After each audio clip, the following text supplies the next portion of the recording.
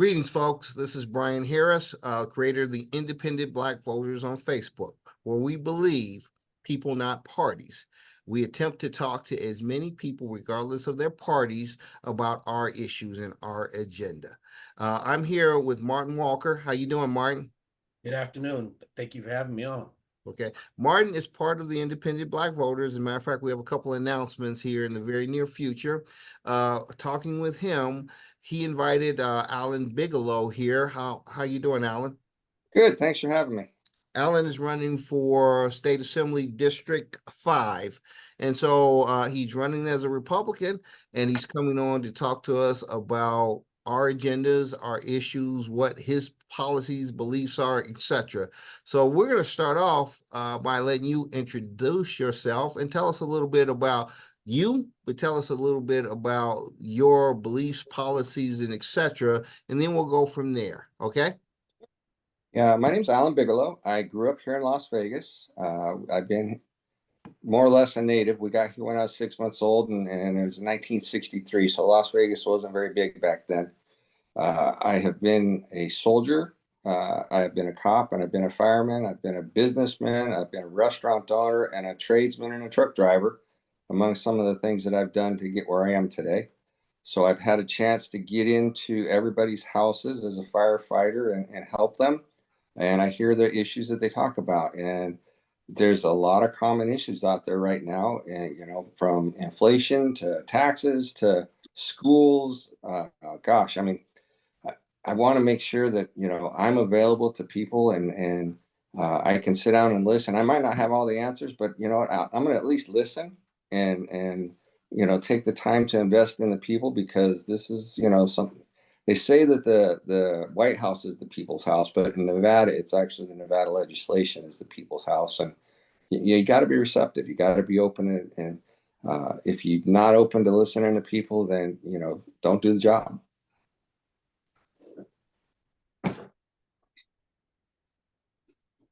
And I'll start off.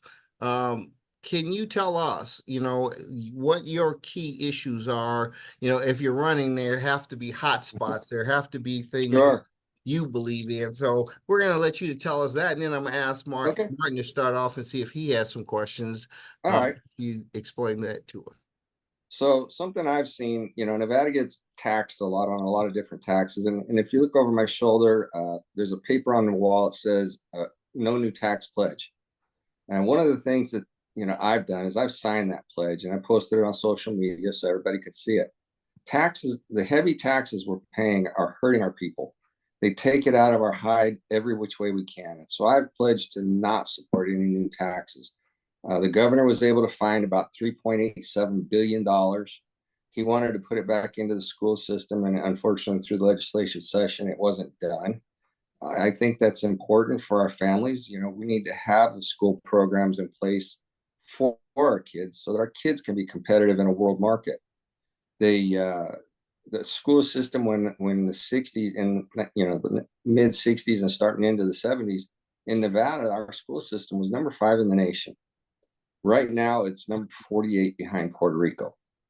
There's some things that changed, and it's unfortunate that they went the way they do. But I want to try and get our kids back on track, because our kids deserve a chance. Our kids deserve the best education we can give them. And if we're not doing it as parents and legislatures and political officials, then we've failed. And we can't fail our kids. We can't do that ever.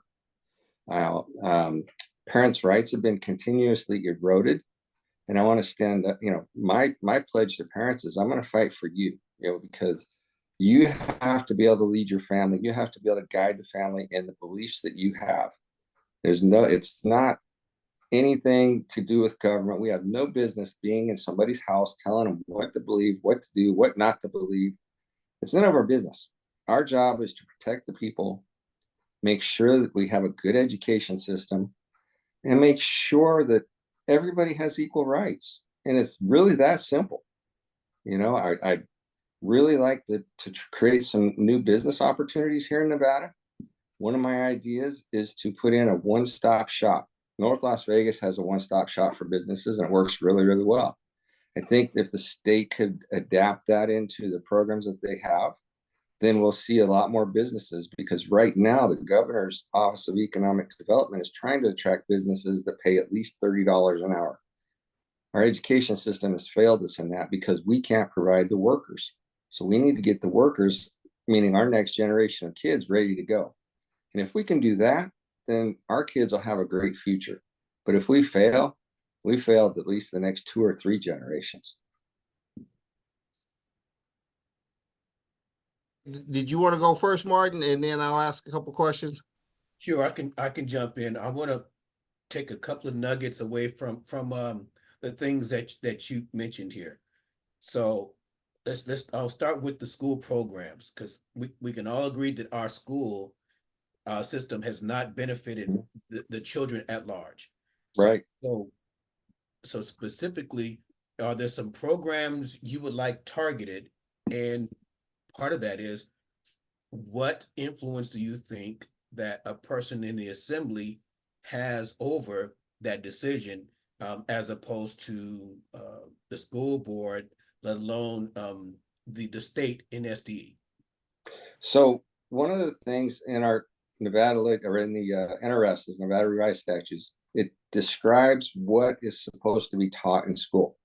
One of the programs that I still have a couple more things to flesh out on, but what I want to do is in 9th grade, I want to create a class. It's a mandatory class for every 9th grader. I don't care what school you go to, whether you go in a private school, public school, pod schools, charter schools, whatever it is. In 9th grade, you have to take this course. And all it is designed to do is to give you some simple life skills. Things like how to manage a budget, run your checkbook, change a light bulb, look at the oil in your car, sew a button on your jacket, being able to hammer a nail into a wall. Simple skills that a lot of our kids are just not have anymore. And it's not their fault. It's ours, because we took those programs out of school. We took shop out. We took home ec out. We took all the classes that taught those things out of the schoolroom. And we need to put them back so our kids can actually, I mean, these days, I can ask my grandson, hey, how do you know that light switch is on or off? And he doesn't know. And it's not because not because we haven't taught him, but because we haven't allowed them to be taught. So that's one of the programs I want to start right off. Okay.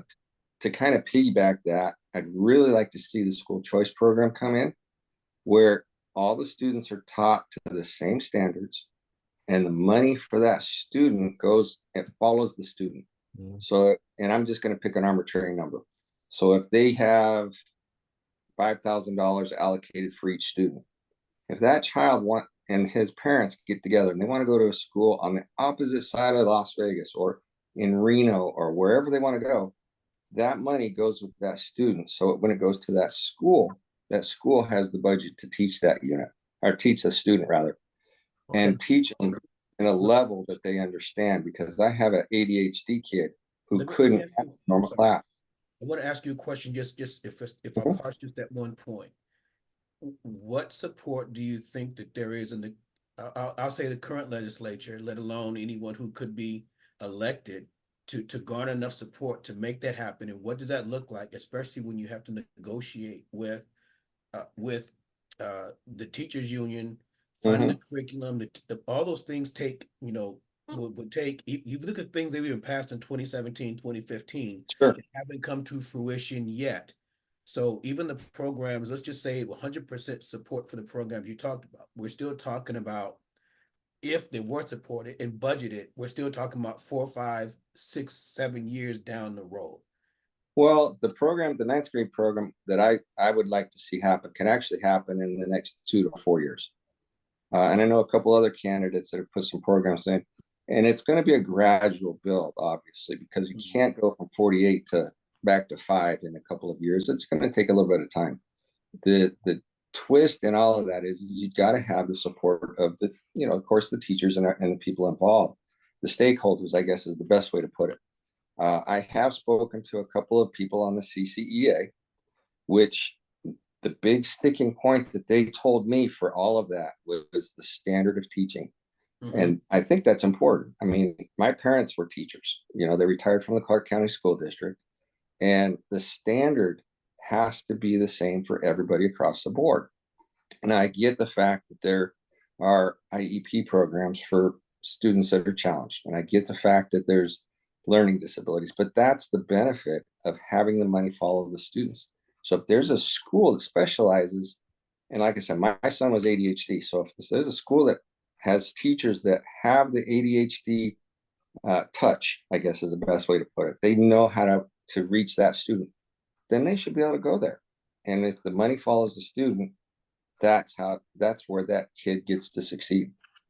So when we talk about that money following the student, and we talk about there's certain schools in certain areas who are underserved, under funded, and the children don't even have the same technology, the same Right. books. So sometimes, so we talk about the difference between equal and equitable. There are Sure.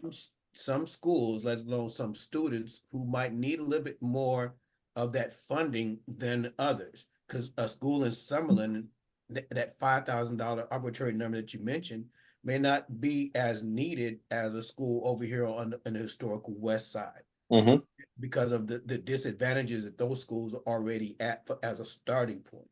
True. Let me break in for a second. Sure, go ahead. Yeah. Yeah, because I want to ask you one question, make a comment. Then I want to kind of roll into the state assembly more, because you're not running for the school board, you're running for the state assembly.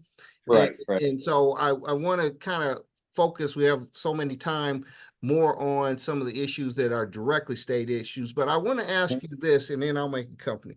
What do you think is the biggest issue that is holding back our school system today? I think a lot of it is the fact that our teachers are frustrated. And I know we have hundreds and hundreds and hundreds of great teachers. As I mentioned, my parents were teachers. My best friend is a teacher. Everybody, I hold 3 teaching certificates through adult education in the military. Getting the materials, getting the opportunity to teach, getting around the political agendas, Okay. to where you can actually just teach. Okay, let me ask you a question then. I listen to you, and I like to hear, because a lot of the discussions for people who don't look like me talk about school choice as the savior of everything. But historically, as a Black man who understands historically, our areas were always underfunded, and we ended up with the least of the least. And public schools were put in place to try to give everybody at least the facade of equal opportunity.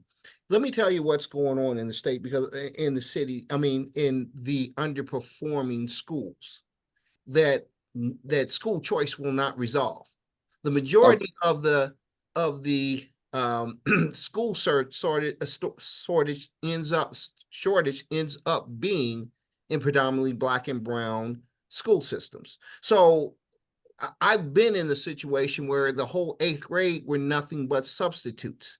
And so if you are not addressing the whole public school issue, if you do school choice, many people who get to choose will be in great shape, but you will not see any effective resolution for those who cannot choose to go across the country, across the city, those who are forced, because there's only so many people in certain schools that they're going to be forced to go to these other schools. They're still going to have the same problem. If you have inadequate amount of teachers for whatever it is, yes, we have issues that we need to fix for the school system. But as a Black man who historically has seen that, school choice to Black people comes up to the implementation of segregation. It comes out as, hey, we're going to move all our kids. We'll let a few of you all come over, maybe, so we won't look like it, but we're not going to fix the problem. The problem is you have to have enough teachers. You have to fix the whole system. To a Black man, the whole attempt to talk about school choice is like a shell game. We're going to basically move the stuff around. We're going to play the shell game. These people over here, because see, I live in Henderson. We have a good school system. But I've taught in Swanston, they have a poor, horrible school system. Sure. School choice isn't going to fix that problem. It may save a few people, but the masses of people, it's not going to be the answer to the solution. It sounds good, but those of us who know it is not good for the community as a whole, being Mhm. an E, if we're talking about public schools, number one, funding should stay in public schools. Understand, I graduated from Purdue University. Actually, I graduated from Gary, Indiana, Okay. and graduated from Purdue University. Gary, Indiana was a public school. Purdue University, I have an undergrad and an MBA, all from the public schools. They weren't perfect, but they had teachers who lived in our subdivisions, cared about us, and wanted us to be successful. Mhm. School choice will allow people to chase the money. If they separate them, people are going to go to Henderson. They're going to go to Suburban. The areas that are actually in the worst will actually become worse. So it sounds good. And we're going to go and talk about the stuff that is really in the state assemblies. But I want you to hear, when I hear people focusing on school choice, when I hear people focusing or believing that that's going to be the solution to the problems in this school system, when until we have enough teachers to teach and we create an atmosphere where the teachers are empowered to teach. Because when I worked there for a substitute teacher, I have an undergrad in electrical engineering technology. I understood math. I could teach them math even as a substitute teacher. But the Sure. majority of substitute teachers could not teach them math. And so school choice is not going to resolve that issue. It sounds good to a certain section of people, Mhm. but the people that look like me say this is the new South, basically creating a new type of segregation where we're not only going to be able to move the few that are forced to be in there, but we're going to make it harder for anybody else to move, and we're going to move the money. So we're going to look at, in the schools that need it the most, will have the least amount of money and the Mhm. least amount of opportunity. So I want to end that because, again, we're here to talk to you about state For assembly, sure. No, but I and that's hear the that thing a is lot. we need to have dialogue. Yeah, We and need to understand both sides Yeah. because the elementary school that I went to was R.J. Earl, mhm, which is over on off of East Lake Mead and Pecos area. Not the best place in the world for a kid to grow up in at the time. We lived in a single wide trailer park. yeah, So I went to one of those underperforming schools back then. And so I get that 100%. And I want to have these kind of dialogues. I want to sit down and talk to people because we need to make it for our kids. That's my whole point of this, is to make it work for the kids. My dad was a teacher, like I said. He came home frustrated a lot. yeah. But in order to stay as a teacher, they had to do continuing ed, which he ended up having because of his military service. He got his school taken care of, but Mhm. he had to have a master's plus 32 extra credits to get a good paycheck. And that's not fair either. We got to Right. pay our teachers. Great. We have to pay them. And as I said, we also need to put enough teachers in the most depressed areas so that they can learn. You can't say that school choice is going to fix that problem, because it's not. But Alan, first of all, I want to thank you, because you're right. A lot of people, they want to be around a group who's going to shake their heads and say, this is a great thing to do, and here's why, without realizing why there are other groups who are adamantly opposed to school Yeah. choice. We say fix the public school system. Don't push around the problem or make one group so that the problem's not there, because we want school choice, then we want to break up the school system so that those folks with the bad numbers won't Yeah, I, want to I be keep hearing let's associated with break up us. the school Huh? system, and breaking up the school system is not the answer at all. But the You same know, people who want to school choice want to break up the school system ultimately too, so Mhm. that they won't be in the 48th worst one. Their numbers will move up. I'm in Right. Henderson. My sons were able to get a good education. They were able to be educated because they had teachers there. They had Mhm. teachers there, and even though there were problems in Coronado, they were not the same problems that you have in economically depressed areas. But Sure, exactly. let's move on to really the state, Okay, the issues of the state assembly, sure. because you talked about no new taxes, and that's a great statement because as a taxpayer, I'm tired of paying taxes. Hmm. Uh, but if we do no new taxes, which sounds good, because I think we need to manage our money more to a point. But Right. I'm trying to think of the right way to say this. How do we pay for If new we, programs? huh? How do we pay for other programs? How do we pay for other programs? Yeah, let you tell me that first, and then I want to Okay. find something because again, we spend a lot of our tax dollars, i.e., we sent it on the stadium, the Raider Stadium, and now we're about to spend. We're about to give another billionaire $300 million that was Yeah. approved by the governor and the state assembly, both sides. And I say to myself, the same people who are saying no new taxes are giving tax benefits to the rich, and I'm talking about on both sides of the state assembly. Hmm. So don't think I'm hitting on either one side or the other. Yeah. I don't want new taxes. I want less taxes. I want our tax dollars to be used the right way, but I don't want them to be used as just a slogan while we still Mhm. see the rich get richer.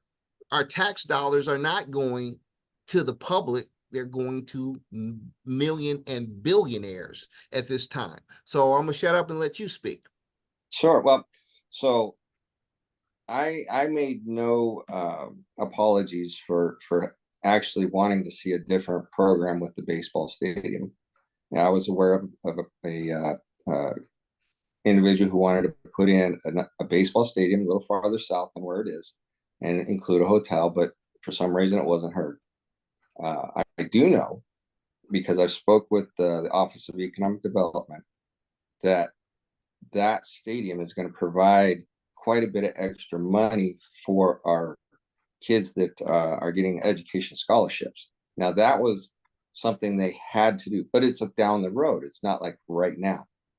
Um, and in that realm of the money of it, it's going to be, I was told it's in the neighborhood of 300 million or so. And I can be wrong on the number. So, but because it's been a little bit since I talked to the guy. As far as no new taxes, here's how we fix that. And it's kind of a, I'm going to oversimplify it because really what we do is as we bring those businesses in that they're trying to bring in that pay $30 an hour, the businesses are actually paying the extra taxes for the infrastructure, and they're being tasked as companies to provide services to our infrastructure, whether it's a builder putting in a new tract of homes and they have to put in a fire station, or it's a business coming in and they're going to make a widget for something, and that business has to pay sales tax and usage tax and payroll taxes and all those things keep coming in. But in order to do that, we got to go back to the first thing. We got to get our teachers to teach our kids, but we got to have the teachers to teach, like you'd said. So it kind of compiles on itself. So and that's why I need I'm really strongly, supporting our teachers because I come from a teaching family and all of my friends were teachers growing up. I get it. I totally get it. I had to go through, a lot of training to get my teaching certs. Um, and the community college has programs to get people taught the skills they need, and a lot of it's for free. They just have to show that they want to do it Mhm. to get into those jobs. Okay, And so as we continue to get those businesses coming in, that's going to bring that extra tax money so we don't have to pay it. okay, Because if the governor can find $3.87 billion when he takes office, that means we've been paying too much taxes for quite a while. okay. Let's go back to the stadium. Sure. Um, I know in the Raider Stadium we did a special tax, room tax that could have gone to schools, but it went to the stadium. Billionaires getting billionaires. My concern on the baseball stadium, for what I understand, we have made concessions that if they do not hit a certain number, as far as the volume of people, and it's a very small stadium, then we have to fill the nut. and I'm talking about the taxpayers. Mhm. It's set up where it's literally anybody who looks at numbers says it's designed to fail because they're not worrying about it because the taxpayer will end up feeling Mm. the nut. That's the concern to me. I mean, I look at our hockey team. We didn't give them any money. They built their own stadium. Mm. They're one of the number one hockey teams in the nation, and they did it off the backs of billionaires, investments, etc. Now we have a place where billionaires say, I'll go to the city, I'll take the tax city, I'll take a $400 million from them, then I'll turn around and I'll get investors, and I won't put any money in it because I'm a billionaire. See, my whole question on this is when we talk about no new taxes, I'm down for it if you can give me more detail on who's going to fit the pain. Are we going to Mm. continue to give billionaires tax breaks? Amazon, when they come in, they usually put in an agreement where they pay very little taxes. They get so many taxes that, yeah, payroll taxes come in, but they've ended up with millions and millions and millions and millions of dollars, tens of millions of dollars. Sure.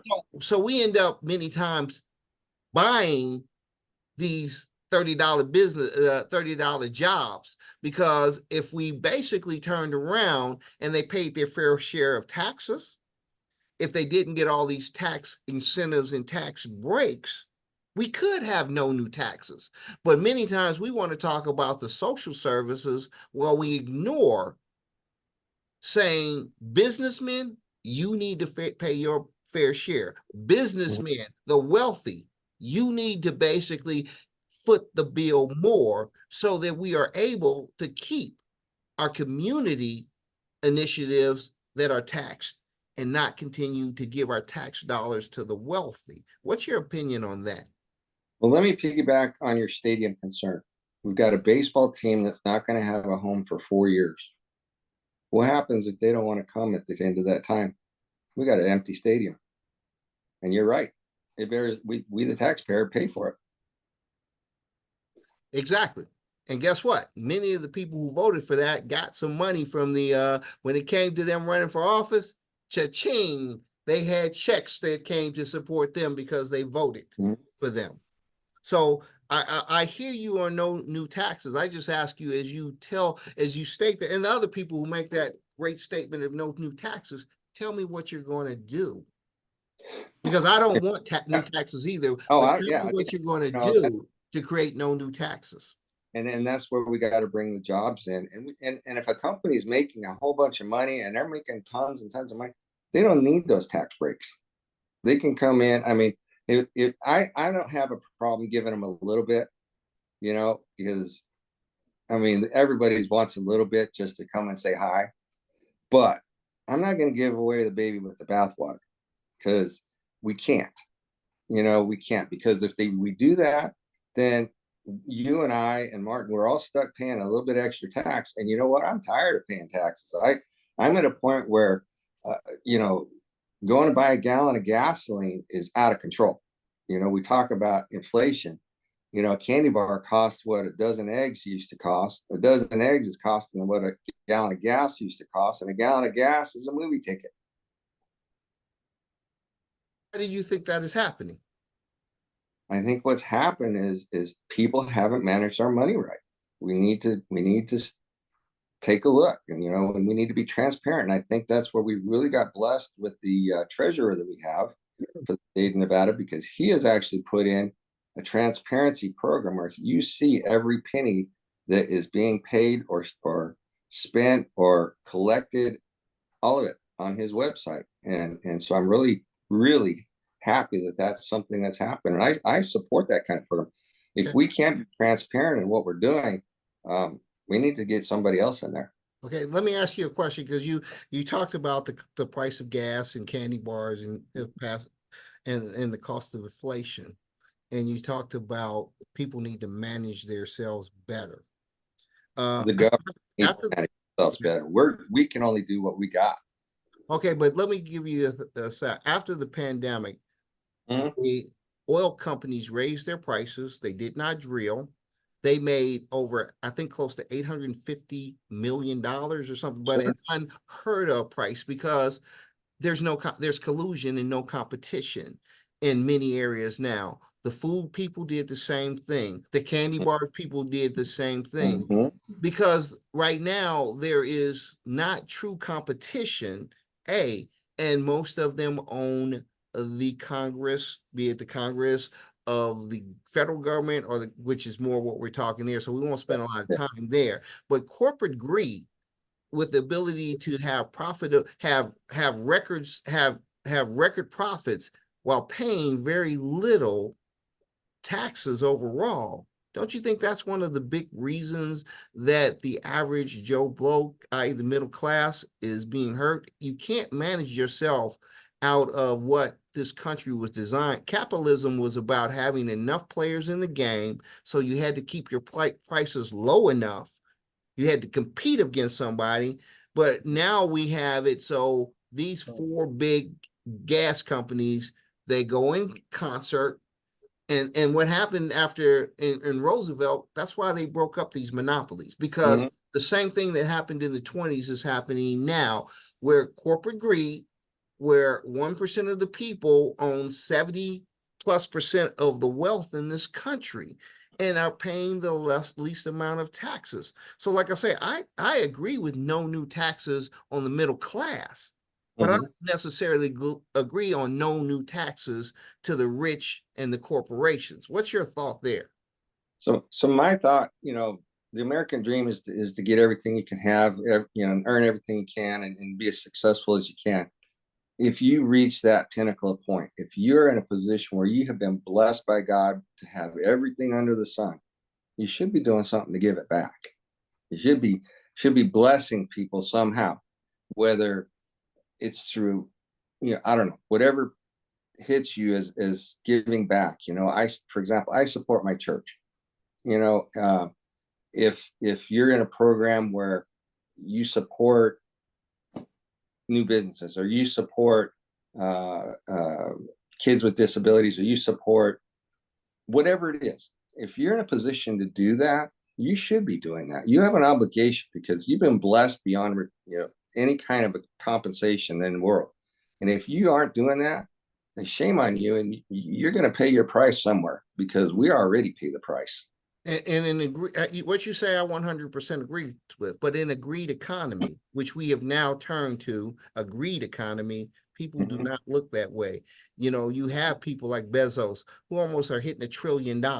You have Mm-hmm. people who have the funds and don't want to pay a living wage to their workers, Yeah, who and that's right. squeezing the middle class. So let me ask you again, and I really appreciate you talking me, Alan, because I'm probably more conservative than anything. I'm nonpartisan, Mm-hmm. but I'm probably would be considered conservative fiscally, Mm-hmm. and that's why I want to know some of these issues. So now let's go. Should you be elected in the state assembly again? You talked about no new taxes. Um, let's talk about a couple of other issues that I Sure. think are important.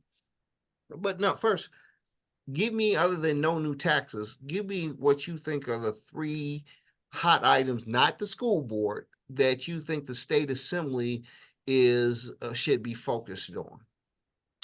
The state assembly should be focused on parents' rights, because we can't continue to erode that. That one thing, if we did that, families would figure out what they want to do, and it doesn't matter what their decision is. The government's got no business in family business.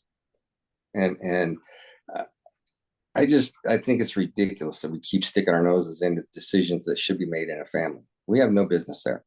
I think that we need to continue to create business, or allow businesses to be created. I think it should be an opportunity situation where the little guy gets the chance to succeed and gets all the benefits that the next biggest guy gets. We talked about the guys coming in getting all these breaks for taxes. Well, let's let the little business guys get the same thing. Mom and pop shops need that kind of stuff. They need that kind of support. Local business is important.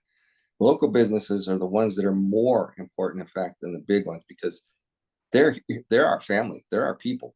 They're the people that run, the corner store, and so we got to support that. We got to support our small business.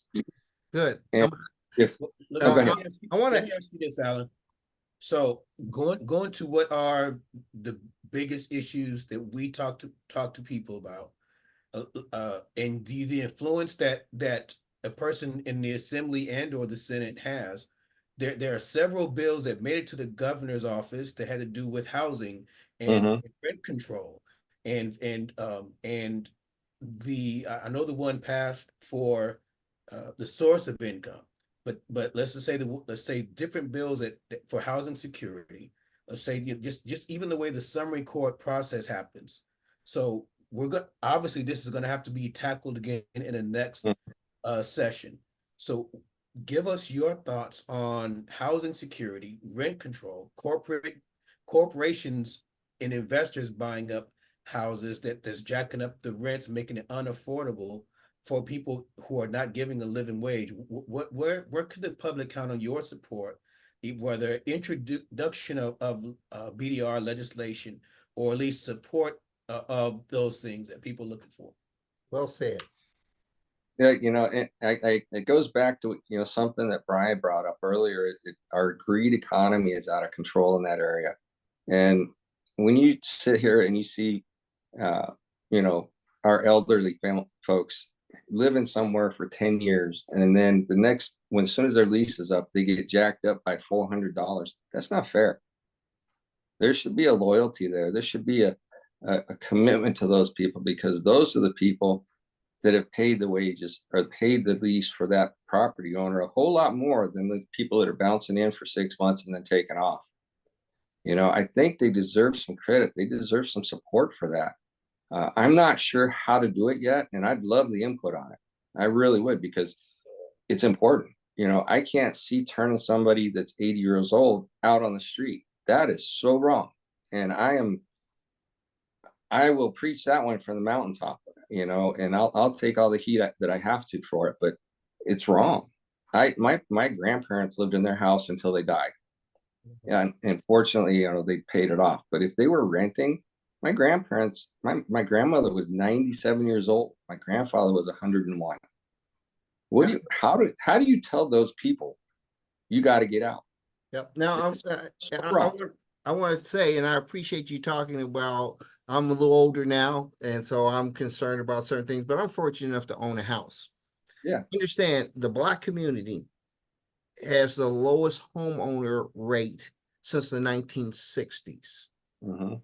Much of that is because even gentrification is coming in, as that was supposed to be a great thing, has priced out many of the people who lived in their own communities, who their forefathers owned, and now they Mhm. can't afford to live there.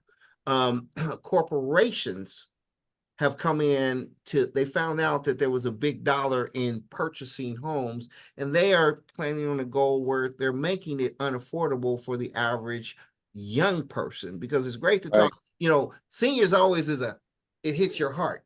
But Yeah. right now, young folks are frustrated because the American dream, the Mhm. ideology of being middle class, started with owning your own home. Yet Right. Sure. corporations are buying up a unbelievable amount of homes, jacking it up.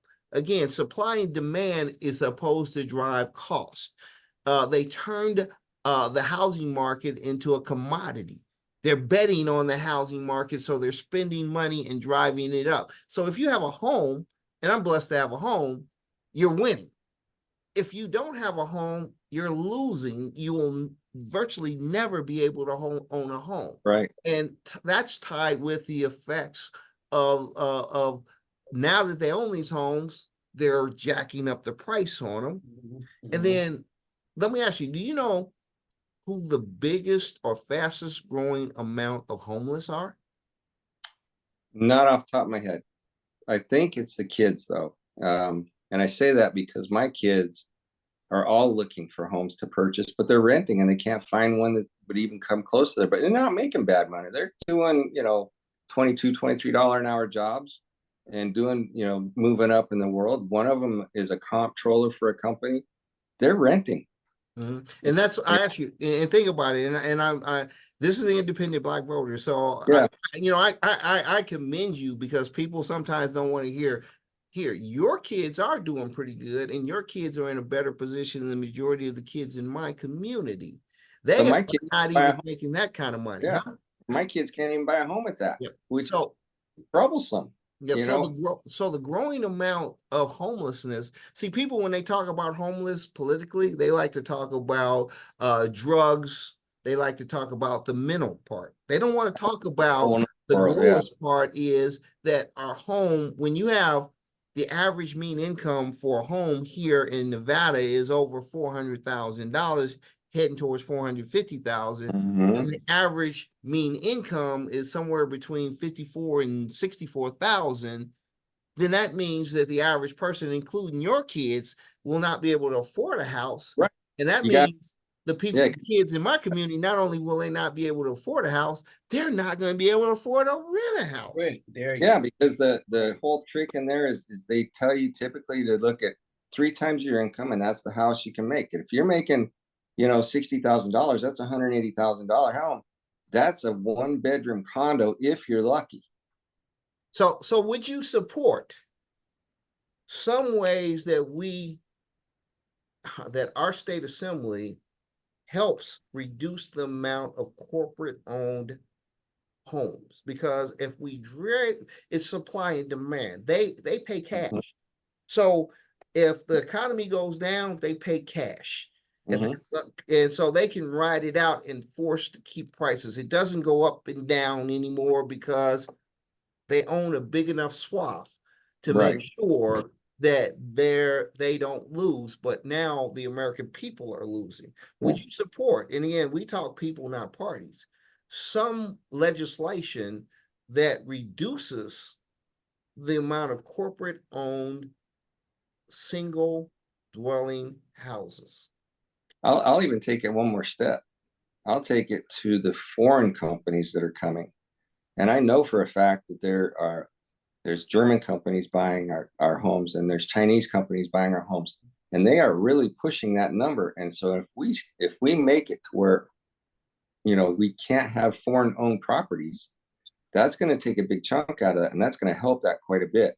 But And we have yeah, we have American businesses who are I buying way more. So the right, whole thing right, is, it sounds good to say let's deal yeah, with these people, foreign guys, but the truth of the matter is let's deal with the whole pot because what's the name exactly. of the one company that owns now 10, 15, 20% of all the houses in certain areas?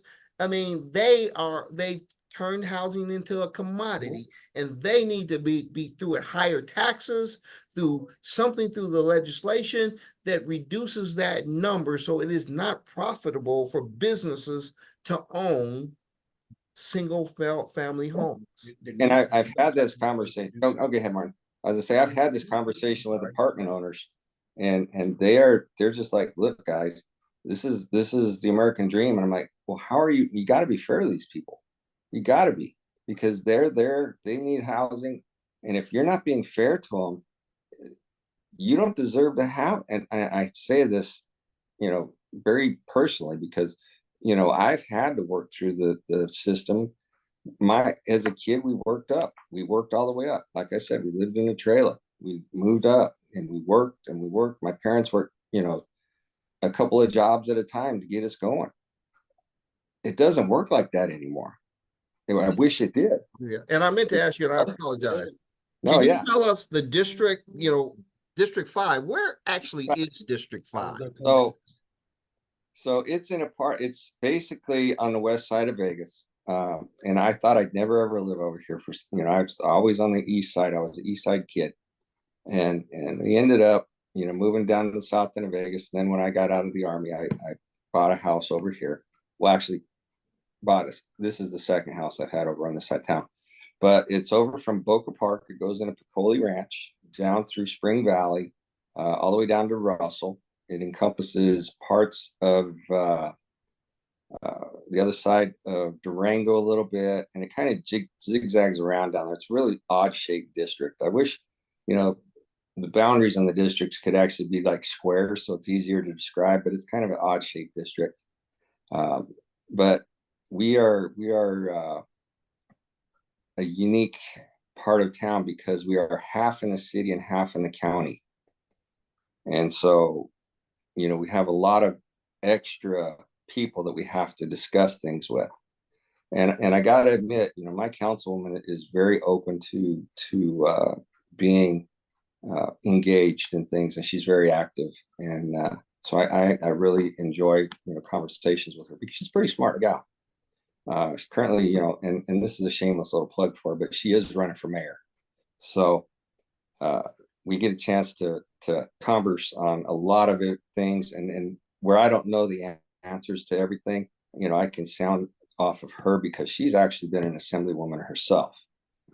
So I have the opportunity to have at least a little bit of experience counsel in there. So, with the other piece, so I had the opportunity a couple of weeks ago to I sat for about 2 hours with another group that I'm affiliated with in eviction court, and we watched people either tell their stories. We watched the judge try to be as I'll say as fair as he could be. Mm-hmm.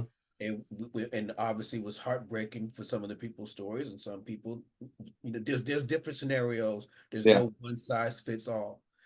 One of the things that really hit home for me, not that so much it was a surprise, but it was the first time I actually sat in eviction court and watched it play out, was the judge tried really hard to he could see the logic and the situation for what it was as a human being, but he was hand-struck because he still had to operate based on what the law was, or the NRS was, as applicable to those situations.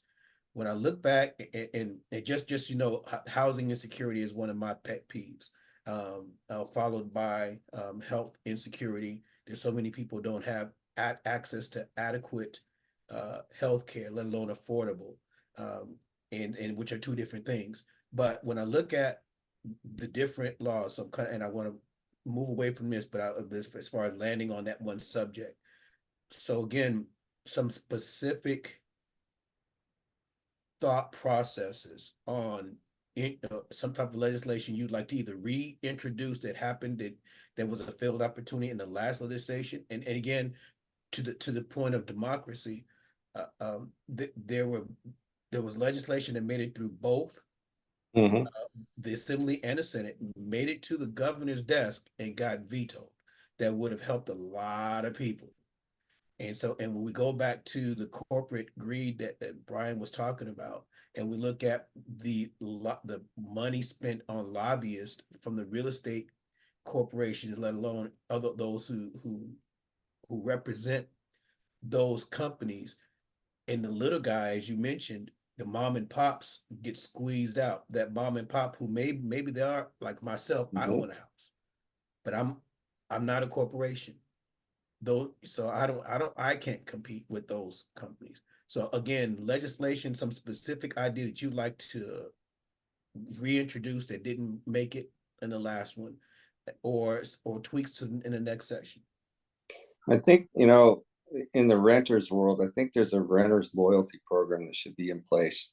Um, it kind of goes with renters' rights, and I think that needs to be looked at quite a bit as well, because that can address a lot of the insecurity there.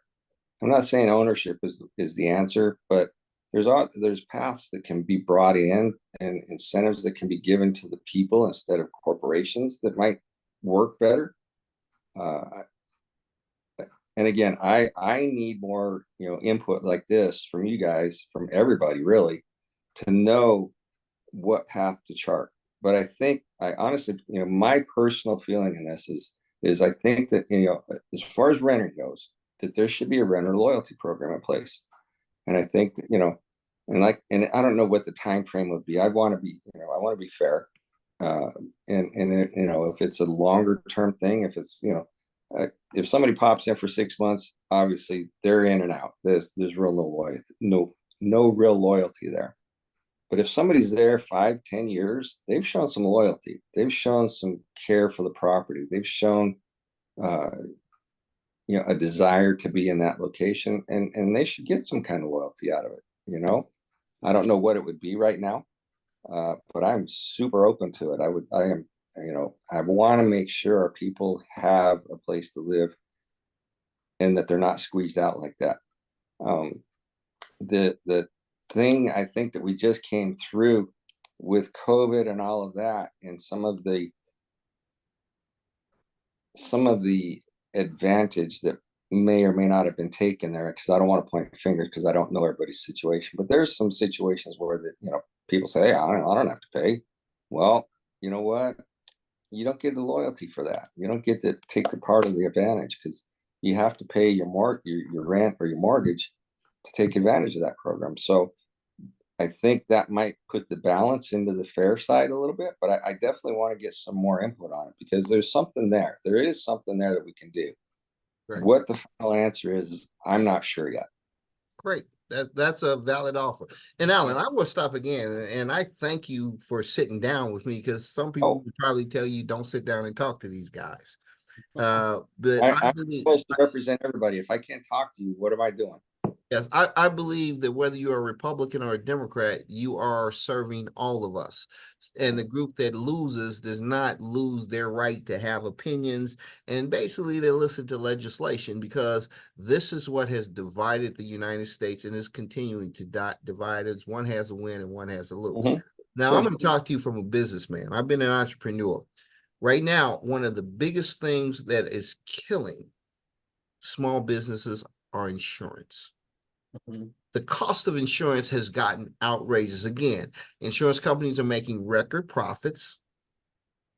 You try to go in, if you have an old car and you try to get a new electric car, by the time, even though you save money on gas, the amount you're paying on insurance eats that out. Insurance, I have a vehicle out here that I got a ridiculous quote for insurance. Insurance companies, if the funny thing about insurance now is one hit and we drop you. So they drop you. You have insurance to keep yourself insured, but the minute you use insurance, it's gone. And even if you look at what happened in the auto insurance, we raised the minimum from, I think it was 15,000 or 10,000 to 20,000 or whatever, which made it harder for the people who don't have money to have insurance. So now more people are riding dirty. Businesses like mine, I have businesses that the only reason I can't do the business is because of insurance. This is an issue that the state assembly should be talking to us about. Do you believe there are ways that the state assembly, they always talk about business and supporting small business, but they never give specifics. So give me your opinion on my whole statement about insurance. And that's all aspects of insurance, from general liability to having, again, auto insurance, to having all the different insurances we have to be small businesses. What do you think the legislation should be doing, and what would you be pushing to do should you be elected? I'm with you on this and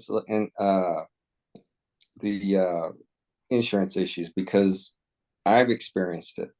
I had, in the past 20 years, I've had one accident, just one. The insurance, my personal insurance on my vehicle went up $200 a month. I'm 61 years old. I've been driving since 5 decades now, almost 6. I just think, somewhere in there, I should have gotten just a little bit of forgiveness. I mean, it's $200 a month was out of control. I switched companies literally in overnight. Fortunately, my military service gave me a option, insurance wise, and I don't want to say whoever, so I don't go endorsing anybody accidentally, but the military insurance program took it back down to where it was reasonable. And that's a great thing for you because you have that privilege to be Right. able to Not everybody get has. those. But the Yeah, average person is screwed because, Mhm. I have a son whose daughter turned 17. And they literally said, we're charging you $800 a month more to have your child on here. I mean, when Yep. I was a young man, I could pay my insurance when I had my old raggedy car. Mhm. Now they're literally making it so kids cannot drive, or if they drive, then their parents are being held hostage. Plus, the awards that go out right now are crazy.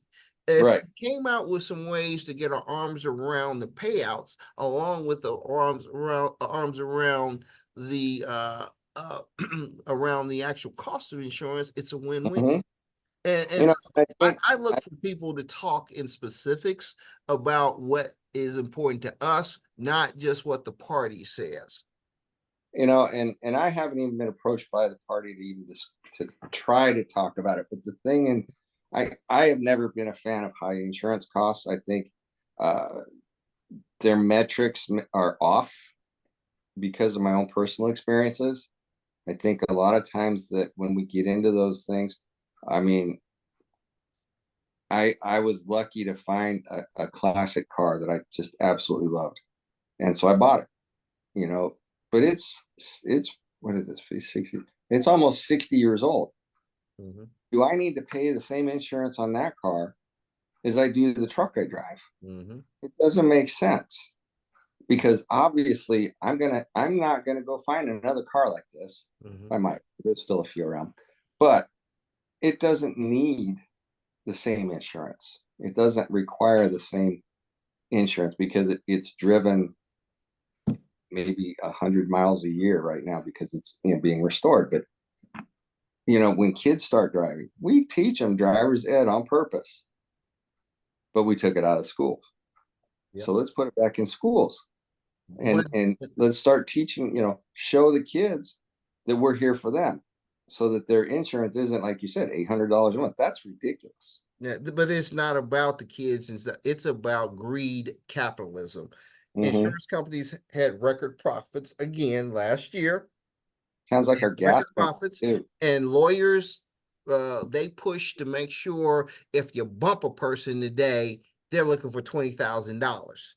So we've got optics, we have things. If you ask me, my state assembly and my federal government should be figuring out what the people want to do. And that's why I ask for specifics, because insurance, if you put insurance on top of trying to not be able to afford a house, on top of everything else, Right. our middle class is being destroyed, but nobody gives basics. Now, I'm going to come back and say something because I looked at your website. Okay. Every Republican talks about protecting the Second Amendment, the right to bear arms, correct? Hmm. Hmm. I'm nonpartisan. I grew up Democrat. I believe in the right to bear arms. Get me wrong. Don't get me wrong there. We will Sure. never be a country that takes it away. But do I think we should control the fact that you should not have Billy Bob with an AK-47 able to take out a school? No. Do I believe that we have to have some type of things that do some types of checks and balances? Hmm.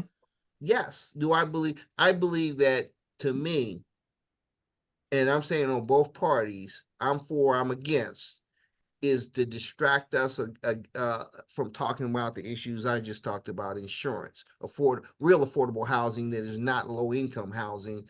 And I say this to you because if I look on our Republicans, I see the same thing. If I look on the Democrats, I see the same thing, the same talking words. I see protect the border. State Assembly ain't got jack to do with protecting the You're border. right. I get asked that all the time. Well, the state assembly got nothing to do with it. I support it because I think coming here legally is what's correct. My wife's family came legally. Mhm. My partner, who is now works for the Las Vegas fire, he has come here legal and has been waiting for 10 years to get his paperwork done. And, It's not his fault. and you I know agree with you because, and again, it became a partisan issue too. Yeah. I'm for, I'm against. So, we do need, I'm a person, again, I'm nonpartisan. I believe we should have some type of immigration that is done in the right way. People should not be able to Right. get into your backyard. Yeah. I'm not a Republican and I'm not a Democrat, but certain Mhm. issues do seem to, it's like they're dog whistles instead of really being about what we really need to do. And that's why when Sure. I talk to state assembly, I'm gonna call them on that, because state assembly has nothing to do with the Second Amendment. State assembly Right. has nothing to do with protect the borders. And I ask people on both sides and non-parties, talk to me about the issues that are prevalent to me, not the dog whistles that make people vote without knowing what they're voting for. Does that make sense? Absolutely. Like I said, Nevada doesn't have sanctuary cities, which is really the only issue that we can address as an assembly people. We can sit there and say, we're not going to have a sanctuary cities in Nevada. That's all we can do. Okay. Exactly. And Now, I will be on the line with you supporting no sanctuary cities. Right. so 100%. yeah. And Right. so when we get into immigration, do we support it? Yes, we support immigration. And I was actually just at a meeting with Latino business owners, and I told them, I said, look, come here, come get a job, do it legally. We have, there's jobs coming. Let's do it, but do it legally. My wife's family did it legally. They had to. Well, they didn't have to, but they did. But But again, I want to give you the history from a different perspective, because I tell people Black history is American history. And one of the things that we're dealing with is, I can't think of the year it happened, but there was always preferential treatment given to Europeans. And mm-hmm, immigration has never been fair and equal. You talked about equality there and equal rights, but the truth of the matter is, up until recently, if you were Black or brown, you were basically not allowed to come through the system legally. And many people from the Caribbean, many people from Mexico, they did the same thing Black people did. They just came from further south than we did.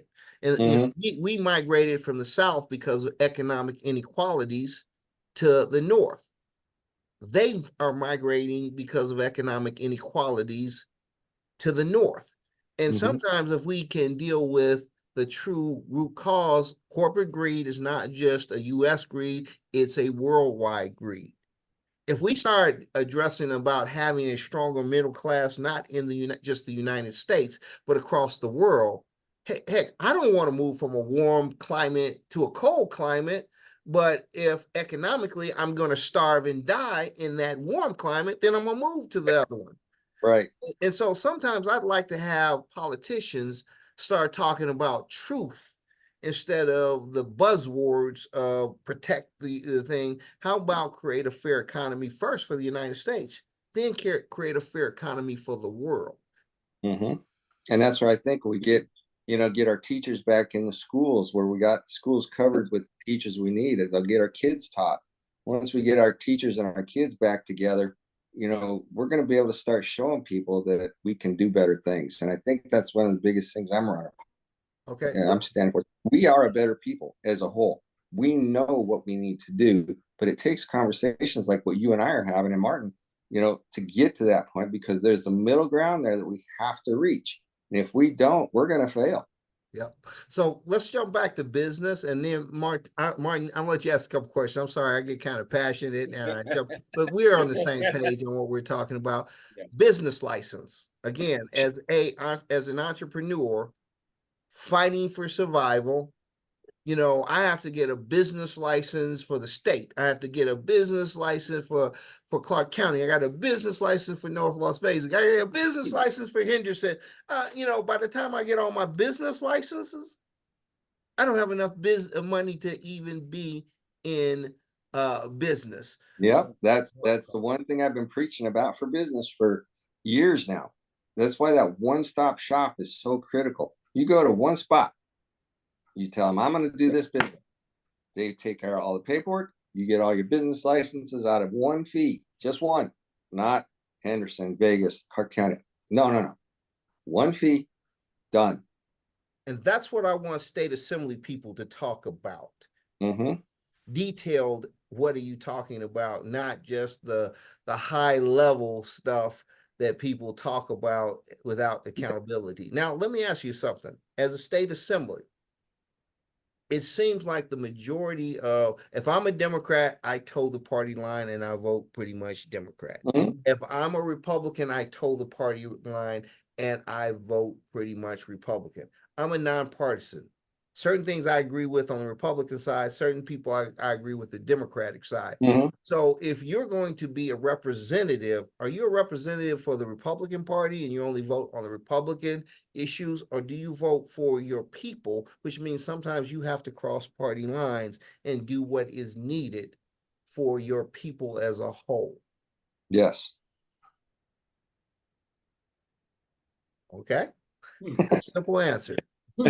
Yes, because the job is very simple. Well, the title is very simple. Okay, it says Nevada Assembly, and whether it, the gender is whatever, man, assemblyman, assemblywoman, whatever the case is, it says Nevada first.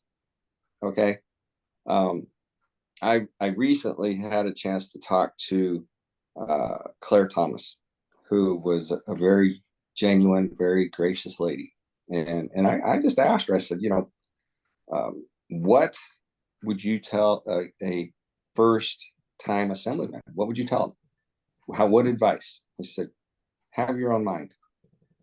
And I was like, I really appreciate that. So that brings me to, and I'm glad to hear that. And I want your opinion. Again, I'm nonpartisan, so I have my opinions on it. The majority of people in this state are nonpartisan because they're sick and tired of partisan politics.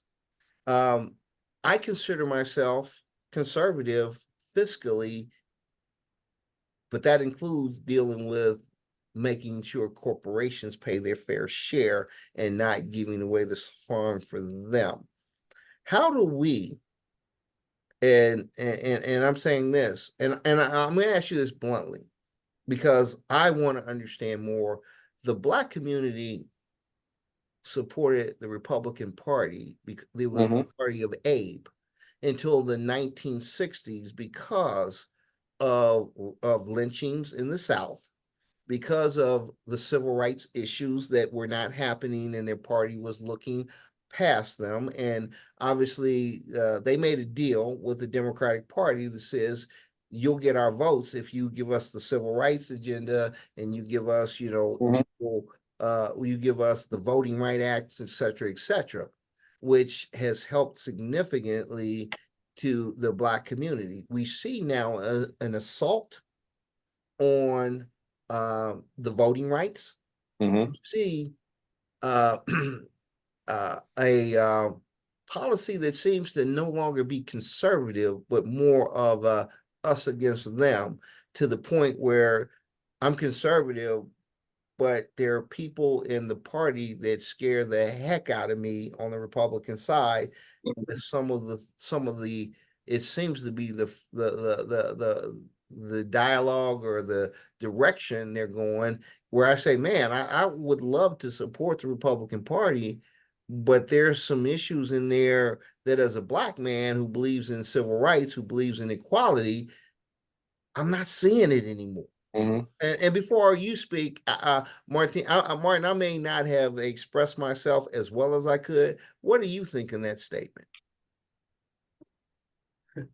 I have several thoughts, but so just let's say you just mentioned voting, and actually what I was contemplating my question in that. So let's say there was a bill that didn't pass. I think it was vetoed in the last session, that just had to do with the language in the voting rights bill to people weren't discriminated against for I'm trying to make sure I don't mix them up.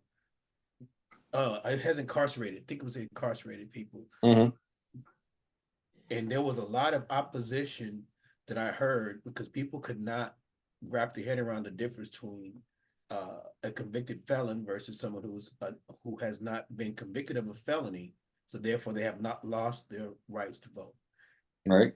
what we see across the country, legislation or pieces or things that have been introduced across the country. And I think I saw the numbers like 37 different states where there seems like a concerted effort to suppress votes. And I'm more about people being informed voters, not telling people which party to vote for. Mhm. Also, going back to Brian's point about toting the party line. When you're elected to vote the will of those people within the fifth district, not the party line, not even your own personal conscience. Right. And so there are people within your district though who have rights that they seem not to enjoy that other people do. And most of those people look like me. And because we talk about the percentage of people who are in jail, let alone, well, let's just stick with those who are in jail. Mhm. Let's stick with those who, um, let's even go away from jail and voting when it comes to those people, those children who maybe the only meal that they get is the meals they get at school. Yet there was a bill vetoed in the last session that went against free school lunches. So the type of things that affect the people, black and brown people, more proportionately, or I should say disproportionately, depending on how you look at it. Mhm. These are the type of things that I'm looking at to see some specifics on as a person in the assembly using their leverage, losing their clout, losing their co-sponsors, specifically legislation that would help people who look like me. And before he says that, because I want you to answer that, that's the interesting thing is percentage rise, Martin is 100% right. It disproportionately hits us. But many of the people who are voting against us, that from a volume of people, those school lunches were helping people who didn't look like me, probably number wise, way more than it helped people who look like me. Mhm. Unfortunately, politics that we have today have allowed people to cut off their noses by their face because, yes, everything from the rights of non-convicted incarceration people Mhm. to school choice people, percentage wise, we are hit the hardest. Numbers wise, people who look like you are hit as hard, but they don't realize it. So I'm going to take it in two parts here. School lunches and school, the breakfasts and things that I've always supported that. I think that's critical because again, I grew up as a poor kid. You know, we had to hopefully make sure we had a brown bag for lunch. And when I got my first lunchbox, it was a big deal. You know, I think it was a Hot Wheels lunchbox with the little wheels and stuff on it years ago. But the school meal programs, they're the only meal a lot of these kids get, and they need that. They need that, and I support that completely. I think it's important. I think that if the money is available, just give everybody a free lunch at school because I can't see a kid sitting there, you know, and let's just say somebody forgot their lunch that day. Okay. Whatever the case is, for whatever reason, they don't have a lunch that day. They're not going to be able to focus on their education. And education is a big deal to me because, you know, I want people to have the opportunities. Uh, Somebody that I recently looked at was Dr. Percy Levon Julian. He was a chemist and a scientist. He brought in progesterone, testosterone, and cortisone, and he looked like you. So but he had to have somebody help the opportunities for his school. They had to make sure that he could eat, all those kind of things. If we can open the doors for that, if we can make sure our kids get those simple needs met, it helps them get better grades in school. It helps them focus on the things they need. It helps them to be uh, just in better health, you know, all around. I think that's important. I think that's critical to our students, whoever they are. Okay. Voting, and I'm going to use the term pretrial detainee because now convicted, it kind of sounds like they did something. And I don't want somebody to sound like because people get falsely arrested all the time for stupid stuff. So pretrial detainees should be allowed to vote. There's no reason they shouldn't. I don't disagree. I don't think that, if you haven't been convicted of something and had your rights taken away, you should be able to vote. That's what is, part of our Constitution. If you haven't, if you've had your vote, or if you had your rights taken away, that's a different story. But if you haven't been convicted of something, there's no reason to stop you from voting.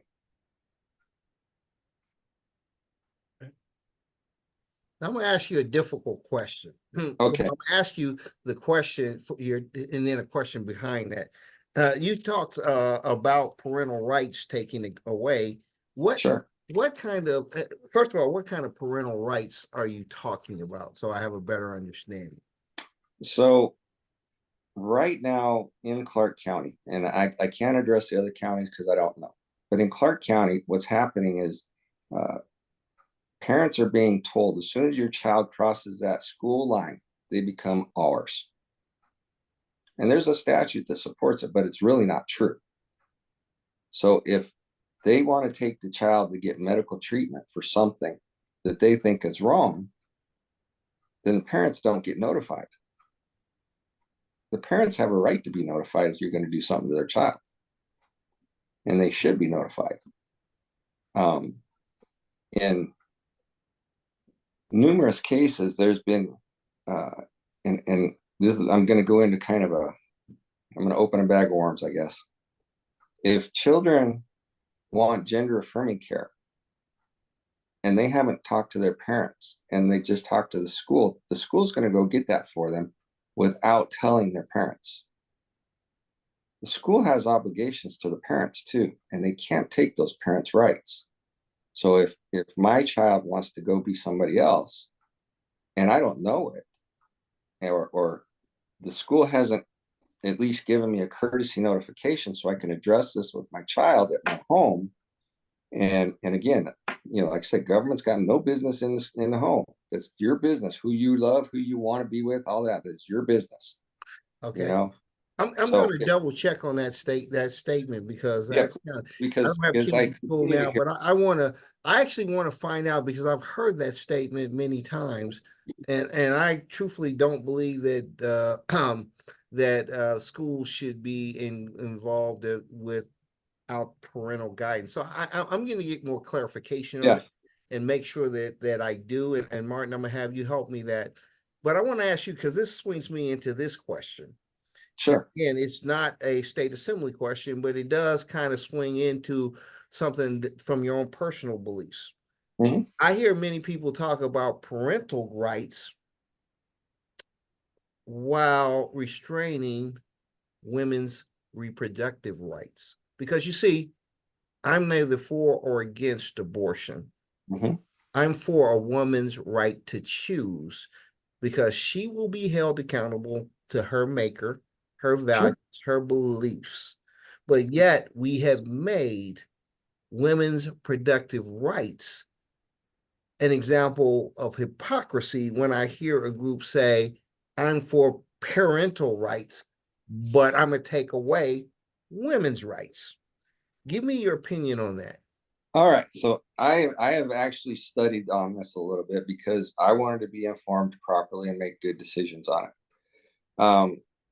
In Nevada, which is the laws that I would be, swearing to uphold, Nevada has women's choice up to 26 weeks or 6 months, of a gestational period. After that, it needs to be a medical urgency for the mother. I have no reason to debate that.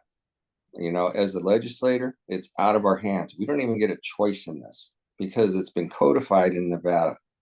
So when people sit there and make this accusation back and forth and back and forth and back and forth, they're not telling the truth. Women's reproductive rights are codified in Nevada, and the legislature can't do nothing about it. The governor can't do nothing about it.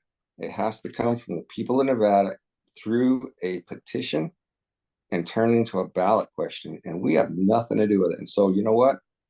I can't I can't say it that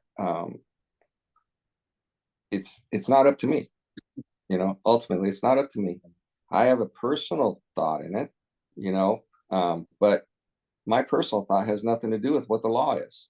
And the law is very clear, so I don't need to get involved in it. I want to work on other things more like being, you know, residentially challenged. I want to work on things to where we get teachers in the classroom. I don't need to focus on something that's already a law. I respect that, and that's why I just wanted your Well, opinion. I'm Because glad you Yep. many said people that talk too. about You know, parental rights, but then when it comes to women's rights, it's a whole different story. And if you well, elect to say that's my personal belief, I can respect that. Now I will ask you something, and then let me we have. back that real quick because I was an unwanted pregnancy. Mhm. My mother chose to say it was her choice.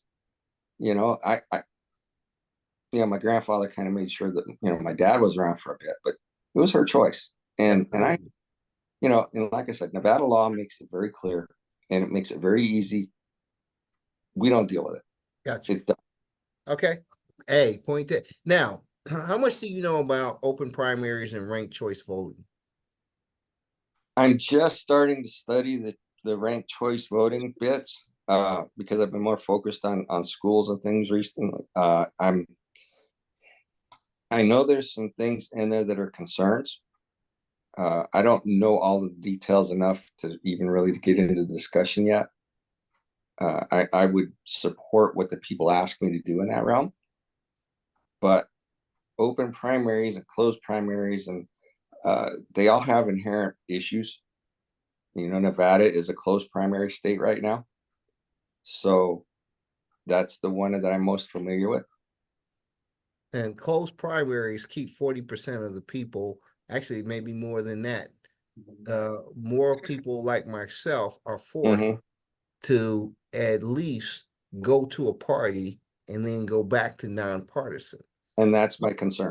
Well, my thought is it is people who are more centralist, people who are more for the people, be they in whatever party they are, will now be forced to talk to their constituents as a whole. Because if you don't get out the primaries, you don't go anywhere. And right now, uh, because 40% of the people who actually can put you in office in the general election have very little say so. And you know what? I may like you as a Republican. I may like somebody else as a Democrat. I may like somebody else, and then none of us. We should have the ability in the primaries to vote because until a two-party system has been changed, one of the two is going to win, and we are Mm-hmm. usually the people who decide who win, but we're not able to vote the people that we'd like to vote for in the primary. So I'm an adamant person that believes that we need to have open primaries. Do you know much about ranked choice voting? Um, what if we just got rid of the primaries altogether and took it to the general? Well, that could work. It could, but until we do that, Mm-hmm. and again, there's some problems. Ranked choice voting is a step towards that because now you're able to say, you know what, I like this Republican, uh, but I like this independent second. So Mm-hmm. if my guy doesn't win, I can pick this nonpartisan person second. And if neither group hits 50%, then they start looking at it and says, okay, who you did you voted for this person first, but you voted for this person second. So if we haven't gotten to that 51% threshold, your second place vote will then go to that person, be they Republican or Democrat, if somebody wants to be nonpartisan. I think the only way we're going to get to taking corporation ownership and of our government all the way down to the state assembly is through open primaries and ranked choice voting because it's easy for them to control two people. It's Mm-hmm. harder for them to control everybody else. It's easy to control them in the primaries. if you keep that 40% of us on the sidelines. It allows you as a person to not have to focus on protect our borders or the Second Amendment, but to say, I want to talk about insurance. I want to talk about affordable housing. And it's no longer it's no longer the party line, it's the people line. So I'm Yes. gonna ask you to take some time. But I'm one, because we've spent a lot of time. It's been a joy, Alan, talking to you. Well, thank you. Yeah, please encourage other Republicans that you know to give us a chance to sit down and talk to them. Uh, Give us a chance to see if they can get us a chance to earn their votes. Because last primary, I voted as a Republican. Mhm.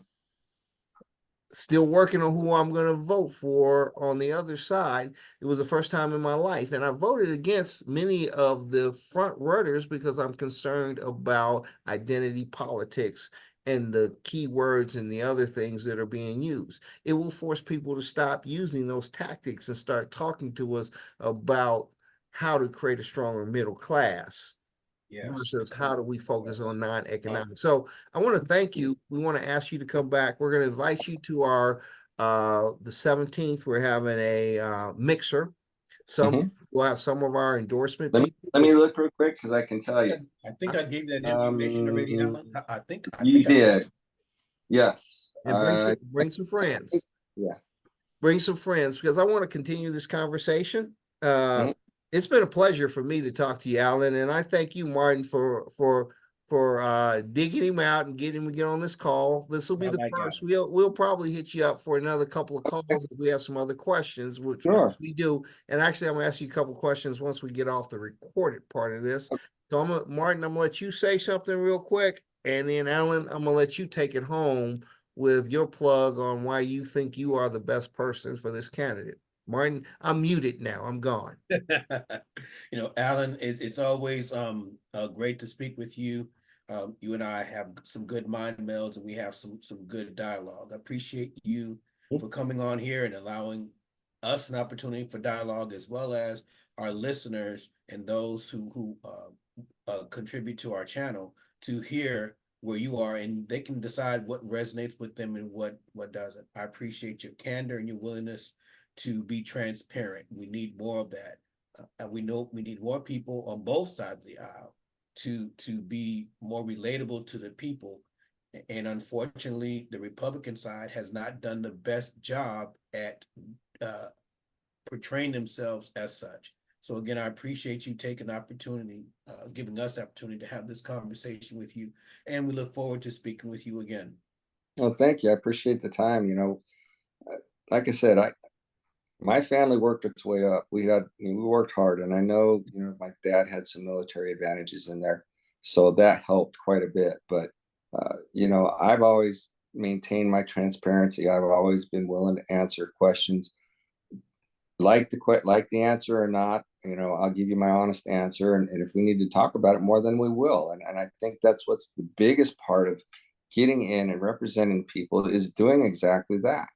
We have to have open dialogue. We have to be willing to sit down and meet with people. We have to meet, you know, the mom and pop, plus the big corporation, plus everybody else. I mean, this is we always describe America as the melting pot, but if we don't have that conversation, we'll never be the melting pot. And that's the trick. It's not, well, I say the trick, it's not even a trick, it's just the reality. We have to be able to come together. And if we can't, we're going to continue to have problems, and we're going to fail. And I don't want to see anybody fail. I don't want to see anybody, you know, it's just, it breaks my heart when I see somebody work so hard to do something positive and then to get smashed because politics of left or right or wherever it is. It's just not right. And so let's make the opportunities happen. Let's work together. Let's grow as a people. It's the American people. It's the people of Nevada. My family is very ethnic. I have, gosh, I mean, I've got an East Indian daughter-in-law. I've got a Latina wife. I've got a grandson that's half black, and None of them have any disadvantage in this house. If they need to do something, we put it together. We're as a family, we make it happen. And I think we can do that for Nevada. I think we can do that for this country, but we got to take the time to do it and have the conversations. You are 100% right. I am going to close it out. This is the Independent Black Voters on Facebook. We will do a series of vetting prior to the primaries. We will actually do something that no other people do, I believe. We vet and endorse the primaries both on the Republican and the Democratic side. So if a person is looking for our endorsement on the Republican side and the Democratic, it may be the same group. And then in the general election, we look for the best of the best, because we don't want the best against the worst. We want the best against the best, so that we're picking heads I win, tails I win. Yeah. So that's why we're very different. We're going to be looking at who's running on the Republican side, who's running on the Democratic side. We're going to endorse the two of you all, whoever it turns out to be. And if you both win, we're happy. If you don't win, it makes the general election system a little easier, but that's how we roll here in the primaries. Is we are looking to have educated voters who vote with an agenda, and we are able to come together and talk like we have just talked. I thank you very much. And thanks for having me. Okay, I'm going to end the recording so we can just talk real quick for a minute, okay? Okay.